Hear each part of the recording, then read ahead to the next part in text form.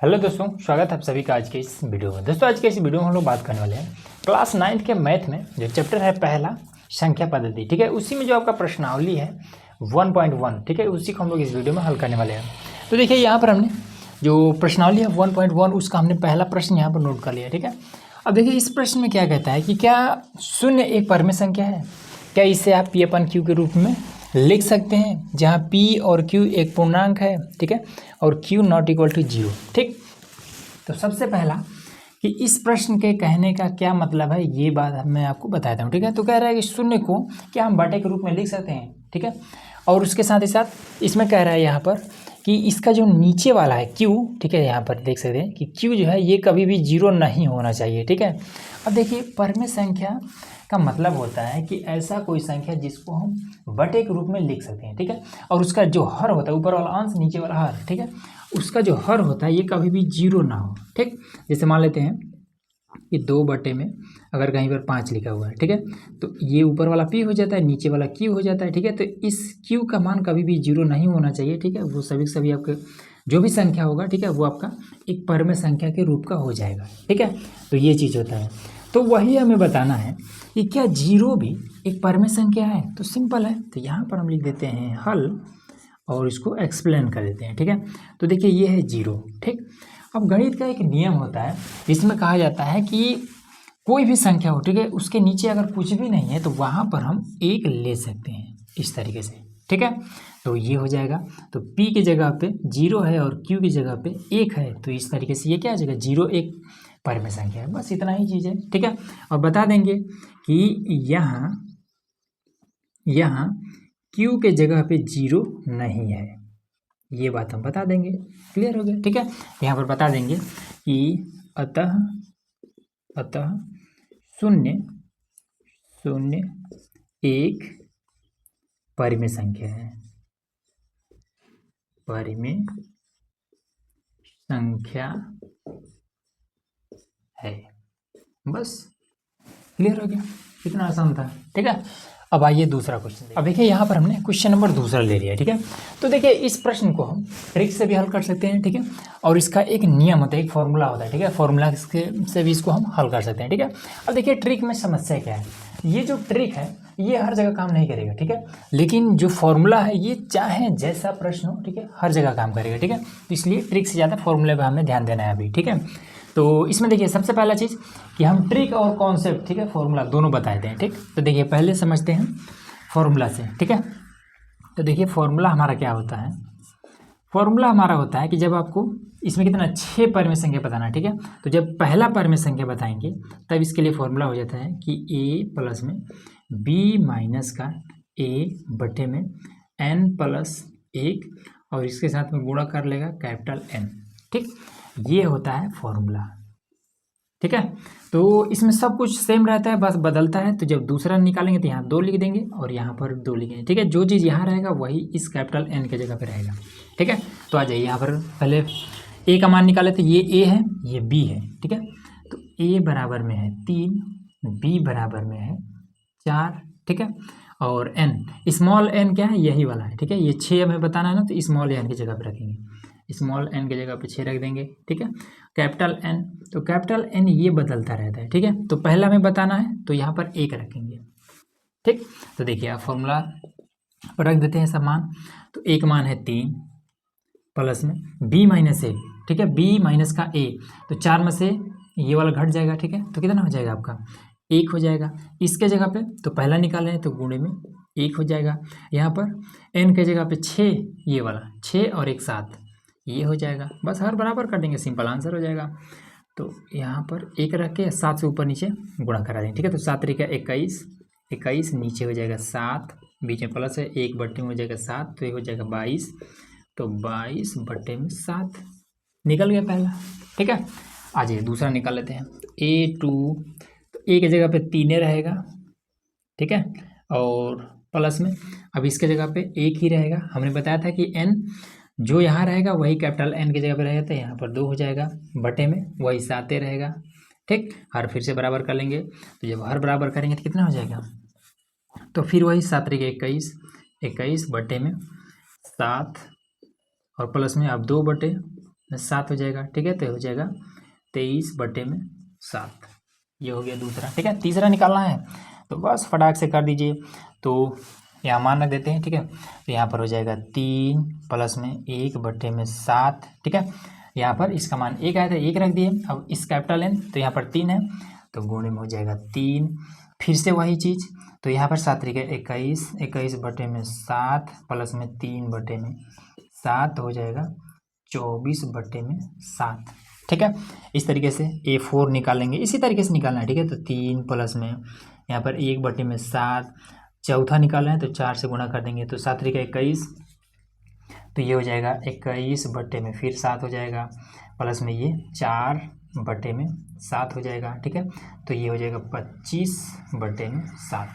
तो इस तरीके से आपको दो आप निकाल लीजिएगा, ठीक है। A5 भी ऐसा ही होगा और A6 भी ऐसा ही होगा, ठीक। तो ये चीज़ हमने आपको क्लियर करा दिया, ठीक है। अब आ जाते हैं ट्रिक पर, ठीक। अगर यही प्रश्न आपका ऑब्जेक्टिव वगैरह में पूछ देता है, ठीक है, तब आप वहाँ पर ट्रिक लगाइएगा, ठीक। तो आइए ट्रिक देख लें। तो ट्रिक्स, ठीक है। अब मैं आपको ये चीज़ बताऊंगा कि ट्रिक कहाँ पर यूज होगा और कहाँ पर यूज नहीं हो सकता है, ठीक है। ये चीज़ इंपॉर्टेंट है, हर जगह यूज नहीं कर सकते हैं। देखिए, तो किसमें 3 और 4 के बीच में 6 पर में संख्या, ठीक है। तो सिंपल यहाँ पर लिख लेना है 3 और यहाँ पर लिख लेना है 4, ठीक। कितना बताना है, तो हमें 6 बताना है, तो 6 में जोड़ लेंगे अपने तरफ से, ठीक है। तो हो जाएगा 7, ठीक। अब 7 से इसमें गुणा और 7 से भाग कर देंगे, ठीक है। इसमें भी 7 से गुणा और 7 से भाग कर देंगे, ठीक है। तो 3 7 21 हो जाएगा, 21/7, ठीक। और यहाँ पर तो 7 चौका 28 हो जाएगा, तो यहाँ पर हो जाएगा 28/7, ठीक है। 21 के बाद क्या आता है, 22 आता है, तो 22/7 निकल गया एक, देखिए यहाँ पर, ठीक है। अब 22 के बाद से 23 आता है, तो 23/7 निकल गया दूसरा यहाँ पर।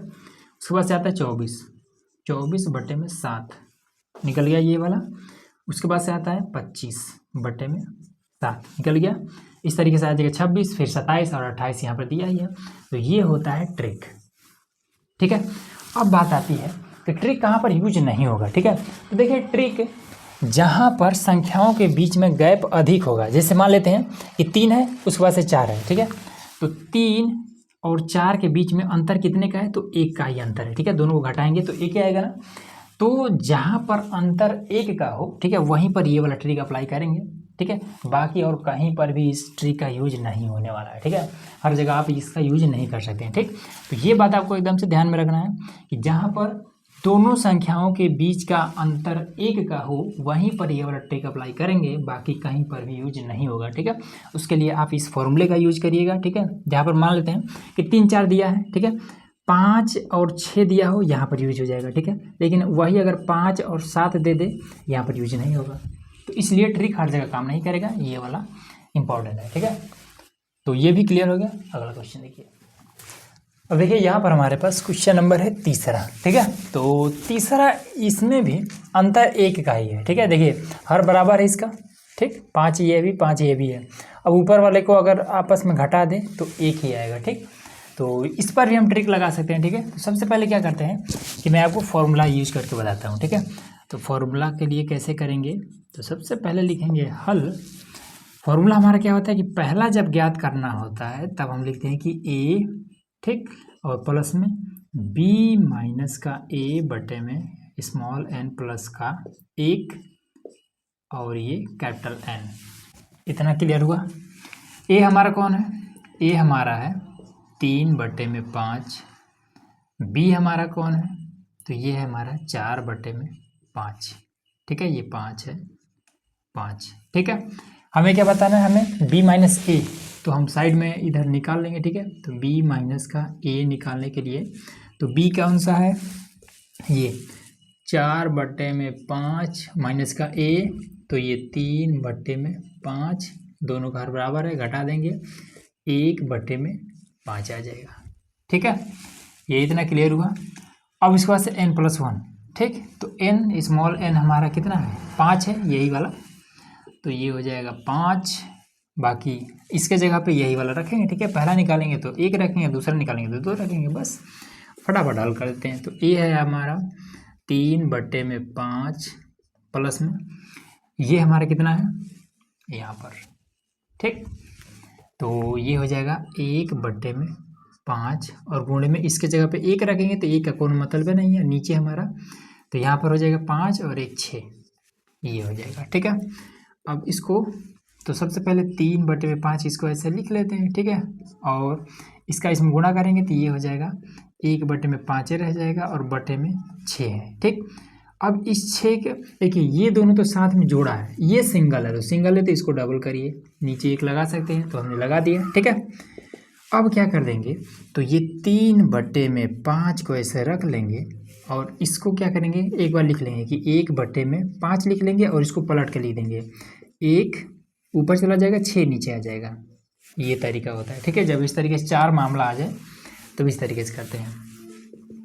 अब करते हैं इसको कि 3/5 और 6×5 30 हो जाएगा, प्लस में 1/में हो जाएगा 30। ठीक, अब गुणे में 6 कर देंगे ताकि हर बराबर हो जाए। ठीक है, तो 6 से इधर भी और 6 से इधर भी, तभी तो हर बराबर होगा। तो ये हो जाए कितना, तो 6 3 18, तो ये हो जाएगा 18/30 और प्लस में 1/में यहाँ पर कितना हो जाएगा 30। ठीक, हर बराबर हो गया तो इसको कर देंगे 19/30, निकल गया पहला। ठीक, तो कैलकुलेशन करने में ही जितना समय लगे, ठीक है, वही है, बाकी इसमें है कुछ नहीं। ठीक, दूसरा निकाल लेते हैं A2 बराबर में। अब देखिए मैं आपको एक तरीका बताता हूँ, ये वाला बदलने वाला नहीं है। ठीक, तो इसको हम ऐसे ही रखेंगे कि 3/5। ठीक, प्लस में अब ये बार बार नहीं करना है। ठीक है, इसको डायरेक्ट ये वाला आप यहाँ पर नोट कर सकते हैं। ठीक है, ये वाला, ठीक है, तो यही वाला, ठीक है, यही वाला देख के हमने यहाँ पर नोट कर दिया। ठीक है, अब सिंपल आपको क्या करना है, जैसे यहाँ पर अब पहला निकाले थे तो 1 लिखे हैं ना। ठीक है, तो दूसरा निकालेंगे तो 5 1/5 के साथ में 2 से गुणा करेंगे तो 1/5 यहाँ पर है, तो इसी में गुणे कहीं पर 2 लिख दीजिए या फिर यहाँ पर ऐसे 2 लिख दीजिए। ठीक, बस इतना ही कर दीजिए। अब 2 से 1 काटने वाला तो काट देंगे, 2 × 2 और 2 × 3 6। ठीक, अब क्या बचा, तो ये 3/5 ये बचबे करेगा, उसके बाद से 5 × 3 15। ठीक है, तो 1/15। ठीक, अब गुणा कर देते हैं तो 3 से ऊपर ही हो और 3 से नीचे हो। ठीक, तो ये हो जाएगा ना 3 × 3 = 9, 9/15 प्लस में 1/15, तो ये हो जाएगा 10/15। कटने वाला है तो काट लेते हैं, तो 5 × 2 = 10, 5 × 3 = 15। आ गया दूसरा। तीसरा देखिए A3 बराबर में 3/5 लिखिए, प्लस में यही वाला देख के यहाँ नोट कर दिए, तो 1/5 लिखिए और गुणे में 1/6 लिखिए। ठीक है, तो इस बार हमारा तीसरा है। ठीक है, तो गुणे में 3 कर देंगे, तो 3 से ये कट जाएगा 2 बार में। ठीक है, तो 5 × 2 = 10, तो पहले हो जाएगा 3/5, फिर 5 × 2 = 10 प्लस में 1/10। ठीक, अब हर बराबर कर देंगे, तो यहाँ 10 करने के लिए 2 से ऊपर नीचे गुणा कर देंगे, तो ये हो जाएगा 2 × 3 = 6, नीचे हो जाएगा 10, फिर यहाँ पर 1/10 हो जाएगा 7/10। बस निकल गया। A4 भी निकाल लेते हैं। A4 तो सिंपल लिखिए कि 3/5 लिखिए, प्लस में 1/5 लिखिए, गुणे में 1/6 लिखिए। ठीक, चौथा निकाला है तो गुणा कर दीजिए 4 से, तो ये कितना हो जाएगा, तो 2 × 2 = 4, 2 × 3 = 6। ठीक है, तो 3 × 5 = 15, 2/15 यहाँ हो जाएगा। सबसे पहले इसको नोट कर लेते हैं, 3/5, 3/5 प्लस में 3 × 5 = 15, ऊपर है 2, तो 2/15। ठीक, तो यहाँ भी हम क्या कर देंगे, हर बराबर करने के लिए 3 से ऊपर नीचे गुणा कर देंगे, तो 3 × 3 = ये हो जाएगा 9, नीचे हो जाएगा 15, फिर 2/में हो जाएगा 15। ठीक, बराबर में 9 × 2 = 11, 11/15, ये हमारा हो गया। क्लियर हो, चलिए इतना हो गया। ठीक है, हाँ एक चीज़ और, अगर इस पर ट्रिक अप्लाई करना हुआ तब, ठीक है, क्योंकि इसमें अंतर कितने का, एक ही का है। ठीक, तो देखिए इस पर अगर ट्रिक अप्लाई करना होगा तब इसको थोड़ा सा मिटा देते हैं। ठीक है, क्योंकि ये सारा चीज़ आपको पता हो गया, बस आंसर से मतलब है। ठीक है, तो देखिए ट्रिक, आ जाइए ट्रिक्स भी समझ लेते हैं। तो ट्रिक्स में क्या है, तो सेम वही चीज़, 3 जो भी दिया होता है उसको हम नोट कर लेते हैं, थोड़ी सी दूरी पर इसको नोट कर लेंगे। ठीक है, 5 है, एक अपनी तरफ जोड़ना है तो हो जाएगा 6, तो गुणे में 6/6 कर देंगे, यहाँ पर भी 6/6 कर देंगे। ठीक है, तो 6×3 18, 18/6 = 30 आया। फिर यहाँ पर भी तो 6×4 = 24/30, ठीक, काटना नहीं है। अब देखिए 18 के पास क्या आता है 19, 19/30, ठीक है। अब यहाँ पर अगर कटने वाला होगा तब काट सकते हैं, ठीक। उसके बाद से कितना आता है 20/30, उसके बाद से आता है 21/30, फिर आता है 22/30। यहाँ पर काट सकते हैं 0 से 0, ठीक है। और बाकी सब ऐसे ही रहेगा, ठीक है। ये वाला कट जाएगा 11/15, देख लीजिएगा, ठीक है। 19, 30 आया है, 2/3 ये भी आया है। फिर ये वाला तो इसको भी काट सकते हैं, ठीक है। 3 × 7 = 21, 3 × 30, ये वाला भी आ जाएगा। फिर ये वाला, बस इस तरीके से, ठीक है। अगला देखिए। अब देखिए यहाँ पर हमारा क्वेश्चन नंबर है 4, ठीक है। इसमें कह रहा है कि नीचे दिए गए कथन सत्य हैं या फिर असत्य, कारण सहित उत्तर दीजिए, ठीक। तो इसका एक नियम होता है, ठीक है। अगर आपको नियम पता रहेगा तो एकदम से इजीली इसको बता सकते हैं। कह रहा है कि प्रत्येक प्राकृतिक संख्या एक पूर्ण संख्या होता है, ठीक है। अब आपको पता होना चाहिए कि प्राकृतिक संख्या क्या है, पूर्ण संख्या क्या है, ठीक है। तो वो चीज़ मैं आपको बताता हूँ। प्राकृतिक संख्या, तो देखिए प्राकृतिक संख्या सबसे पहले समझ लेते हैं। तो प्राकृतिक संख्या होता है 1, 2, 3, 4, 5, इस तरीके से जितने भी संख्याएं हैं ये सभी के सभी क्या होते हैं, प्राकृतिक संख्या होते हैं। ये चीज़ क्लियर हुआ। प्राकृतिक संख्या की खास बात क्या है, प्राकृतिक संख्या कभी भी माइनस में नहीं होगा, ठीक है, बटे के रूप में नहीं होगा, रूट में नहीं होगा, ठीक है। एकदम से सिंपल इसी तरीके से जो अंक होते हैं, ठीक है, यही आपका हो जाता है प्राकृतिक संख्या। तो ये चीज़ क्लियर हुआ। पूर्ण संख्या क्या होता है, पूर्ण संख्या में 0 भी होता है, ठीक है। 0, 1, 2, 3, 4, 5, ये जितने भी होते हैं, ठीक है, ये सभी के सभी आपके क्या होते हैं, पूर्ण संख्या। तो पूर्ण संख्या क्या है, इसमें भी माइनस नहीं होगा, रूट नहीं होगा, बटे में नहीं होगा, ठीक है, दशमलव में नहीं होगा, सिंपल जिस तरीके से ऐसे ही चाहे जो भी अंक हो, ठीक है, ये आपका पूर्ण संख्या होता है, ठीक। पूर्ण संख्या में बस 0 होता है, ठीक है। प्राकृतिक संख्या में 0 वाला कोई मामला नहीं होता है। ये चीज़ क्लियर हुआ। तो प्राकृतिक संख्या में 0 नहीं होता है, पूर्ण संख्या में 0 होता है। तो यही इसमें पूछ रहा है कि क्या प्रत्येक प्राकृतिक संख्या एक पूर्ण संख्या होता है, कि जितने भी प्राकृतिक संख्याएं हैं क्या ये पूर्ण संख्या के रूप के हो सकते हैं। तो देखिए प्राकृतिक संख्या में यही चीज़ होता है, ठीक है, और सेम चीज़ पूर्ण संख्या में भी है, ठीक है। तो ये सत्य है ना कि सभी की सभी प्राकृतिक संख्याएं, सभी की सभी प्राकृतिक संख्याएं वो क्या हो जाएगा, पूर्ण संख्या के जैसा ही होता है, ठीक। तो ये सत्य है, लिख देंगे सत्य। तो देखिए ये हमारा हो जाएगा सत्य, ठीक। तो सत्य है। और इसमें पूछ रहा है कि कारण भी, ठीक है, कारण सहित बताइए, ठीक है। तो कारण की जगह पे यही वाला लिख दीजिएगा, ठीक है। प्राकृतिक संख्या और पूर्ण संख्या, बस दोनों चीज़ आप यहाँ पर दर्शा देंगे, लिख देंगे सत्य, बस हो गया, ठीक। कारण यही है। अब दूसरा कह रहा है कि प्रत्येक पूर्णांक एक पूर्ण संख्या है। अब आ जाते हैं पूर्ण संख्या, यहाँ पर दिया ही है, पूर्णांक के बारे में समझ लीजिए। पूर्णांक, ठीक है, इसको इंग्लिश में बोलते हैं इंटीजर। पूर्णांक क्या होता है कि 2, 4, 25, ठीक है, इस तरीके से चाहे जो संख्या ले सकते हैं, ठीक है। -50, 200, ठीक है। ये पूर्णांक क्या होता है, पूर्णांक माइनस में भी होगा, ठीक है, प्लस में भी होगा, ठीक, और बाकी कुछ में नहीं होगा, ठीक है। पूर्णांक ये क्या हो जाएगा, माइनस में भी होगा, प्लस में भी होगा, ठीक है। तो ये पूर्णांक होता है। तो इसमें कह रहा है कि प्रत्येक पूर्णांक, ठीक है, सभी के सभी जितने भी पूर्णांक है ये पूर्ण संख्या के रूप के हो सकते हैं कि नहीं हो सकते, ये बात इसमें पूछ रहा है, ठीक है। तो यहाँ पर देखिए पूर्णांक यही सब है। पूर्णांक तो माइनस में भी होता है, और हमने अभी आपको बताया कि पूर्ण संख्या कभी भी माइनस में नहीं होगा, ठीक। तो इसलिए सभी के सभी जो पूर्णांक है ये पूर्ण संख्या नहीं हो सकता है, ठीक है। जो जो प्लस में है वो तो हो जाएगा, लेकिन जो माइनस में है वो आपका क्या हो जाएगा, वो नहीं होगा, ठीक है। तो इसलिए प्रत्येक पूर्णांक आपका पूर्ण संख्या नहीं हो सकता है, ठीक है। तो कारण में ये पूर्ण संख्या और पूर्णांक यहाँ पर लिख दीजिएगा, ठीक, और बता दीजिएगा कि ये असत्य है, असत्य।